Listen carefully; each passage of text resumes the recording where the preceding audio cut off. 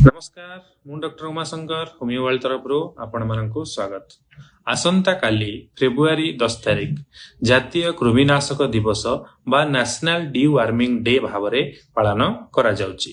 तेणु आपण मानकु अनुरोध आपणकर पिला जो माने कि 1 वर्ष रु 19 वर्ष पर्यंत पिला अंगनवाड़ी स्कूल बा कॉलेज रे पाठ पढुचंती सेमानंकु काली जेमिति हेले अंगनवाड़ी आ स्कूल को पठांतु जहा द्वारा कि सेमाने नेशनल डी वार्मिंग डे रे अंशग्रहण करी निजर कृमिर सिरप बा टैबलेट खाई परिबे एवं तांकर देह को कृमिरो दूरे रखि परिबे।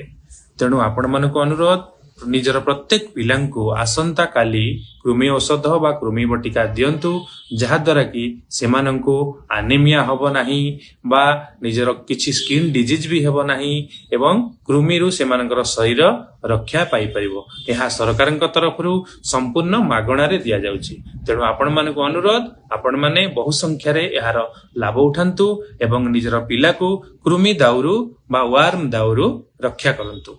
धन्यवाद।